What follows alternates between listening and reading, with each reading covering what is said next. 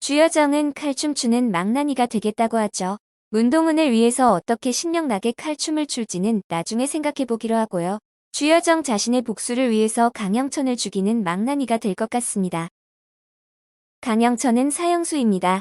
그런데 강영천의 재판이 확정이 되었을까요? 보통 빠르면 1년 안에도 대법원 판결까지 나는데 사정에 따라 10년 넘게 걸리기도 한답니다. 8화에서 주여정 엄마가 강영천을 교도소로 찾아가죠. 가명이나 받자고 내 아들에게 편지를 썼냐고요. 만약 사형이 확정되었다면 가명은 없습니다. 그래서 무기징역인지 사형인지가 중요하죠.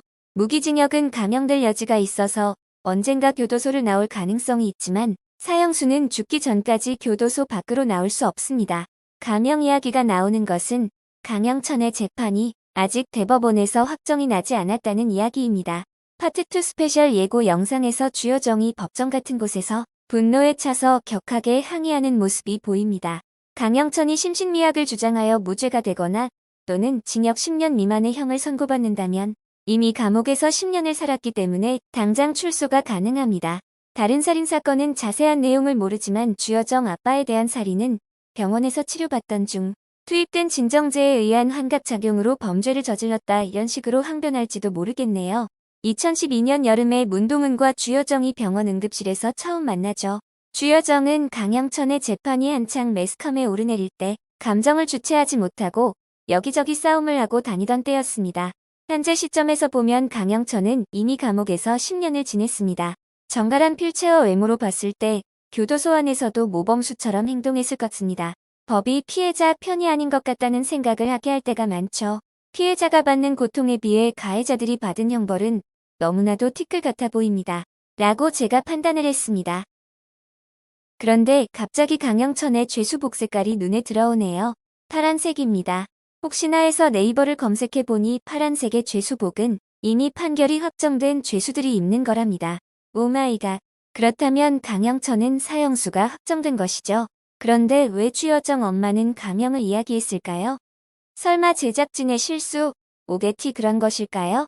그럴 가능성이 별로 없을 텐데 매우 의문이 가네요. 저 죄수복 색깔 때문에 주여정 엄마의 가명이라는 말에 꽂혀서 내려가던 저의 뇌피셜이 와르르 무너졌습니다. 제작의 실수가 아니라고 가정한다면 혹시 재심이 진행 중이지는 않을까 또 상상의 나래를 펼쳐봅니다. 재심 사유 중 감정인의 거짓 진술이 판결의 준거가 된 때가 있는데 강영천의 정신감정을 맡았던 감정인의 진술에 결정적 오류가 발견되며 강영천의 심신미약 주장이 받아들여지는 것이 아닌지 아주 혼자서 소설을 쓰고 있습니다. 이것은 모두 사형수인 강영천을 교도소에서 빼내려는 저의 뇌피셜입니다.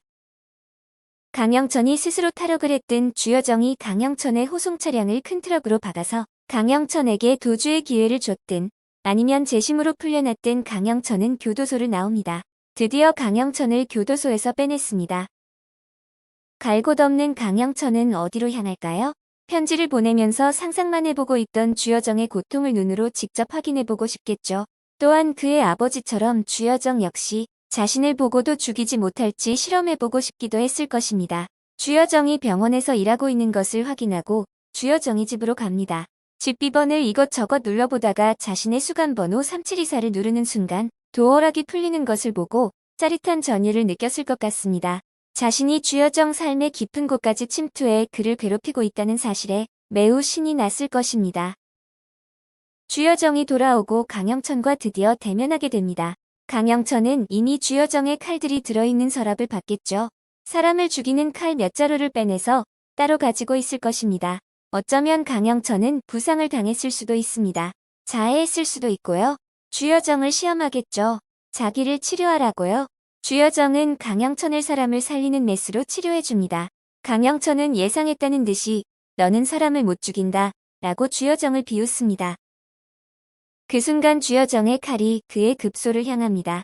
주여정이 상상으로만 수백 번 실행했던 일을 드디어 해낸 것이죠.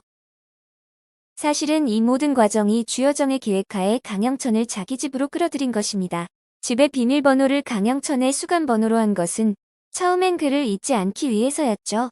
그러나 강영천이 출소하고 난 후엔 그를 집안으로 들이기 위한 덫의 역할을 하게 됩니다. 그때부터는 문동은에게도 집에는 오지 말라고 미리 얘기를 해두겠죠. 당연히 주여정은 강영천을 죽였어도 정당방위로 무죄입니다. 이미 살인의 전력이 있는 강영천이 피해자의 집에 무단 침입해 칼을 휘두른 정황이 있기 때문이죠. 주여정의 복수는 아름다운 결말을 맞이한 것입니다. 주여정의 집은 특이하죠. 병원장 아들의 재력이 저 정도는 되겠지라는 생각도 들지만 혼자서 사는 미혼 남성의 집으로는 과하게 큽니다. 층고가 높고 창문도 매우 크죠. 에덴빌라 할머니가 소개해준 곳입니다. 성당 같은 느낌이 나기도 합니다. 주여정의 집은 일종의 피해자들의 성전 같은 느낌이 든다고나 할까요? 옛날에 망나니는 사형을 대신 집행하던 집행관 같은 역할이었죠. 주여정이 자신의 성전에서 사법체계 안에서 사형을 실시하지 않는 사형수에게 사형을 집행함으로써 죄의 값을 받게 하고 또 다른 무고한 희생을 방지하는 역할을 한 것입니다. 지난 영상에서 주여정은 절대로 사람을 죽이지는 않을 것 같다고 했었죠. 그것은 제 나름대로 더 글로리의 결론을 지어놓고 있었기 때문입니다. 피해자들이 한 복수가 새로운 트라우마가 되어 앞으로 살아갈 삶에서 행복에 방해가 되는 요소가 되면 안 된다고 생각했습니다. 그러기 위해선 그들의 손에 피를 묻히면 안 되는 거죠. 특히 주여정은 사람을 살리는 의사죠. 의사가 사람을 죽이고 어떻게 다시 의사를 할 수 있을까요? 사이코패스라면 몰라도 선량한 주여정은 그러지 못할 것 같았거든요. 하지만 주여정의 심리상담사가 주여정에게 말했듯이 혹은 주여정 자신도 스스로에게 주입시키며 솟구치는 분노를 부단히 억제하며 생각했던 것들이 바로 이런 생각이지 않았을까 싶습니다. 가해자보다 더 나은 사람이니까 복수는 법의 심판에 맡겨라. 그러나 강현천을 향한 주여정의 분노는 조금도 치유되지 않았습니다.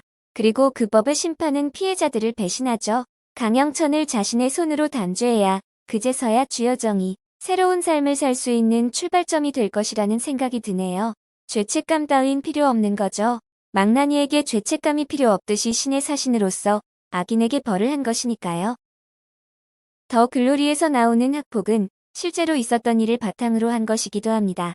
고대기 사건의 가해자는 부모님이나 보호관찰관으로부터 주기적으로 점검을 받는 보호관찰 처분을 받았다고 합니다. 전과도 남지 않았다고 하는데요. 제3자의 입장에서 봐도 피가 거꾸로 쏟을 결과죠. 나라에서도 해결해 주지 않는 그 억울함을 안고 피해자는 여전히 학폭의 순간으로부터 한 발짝도 나아가지 못하고 있는 것은 아닐까요? 어쩌면 가해자들은 난 이래도 아직 아무 일 없이 잘 산다고 피해자를 계속 조롱하면서 SNS에 자랑하며 살고 있지는 않을까요?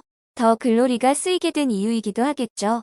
법의 심판을 제대로 받지 못한 가해자들에게 사회적 심판이라도 주어 피해자들을 위로해 주고자 쓰여진 드라마입니다. 더 글로리로 인해 이 화두가 오래오래 회자되기를 바랍니다. 설마 그래서 파트 2를 3월에 상영하는 건 아니겠죠? 여기까지 저의 뇌피셜이었습니다. 오늘도 행복한 하루 되세요. 구독은 다음 영상을 제작하는 저에게 큰 힘이 됩니다. 구독과 좋아요, 알람 설정 부탁드립니다. 감사합니다.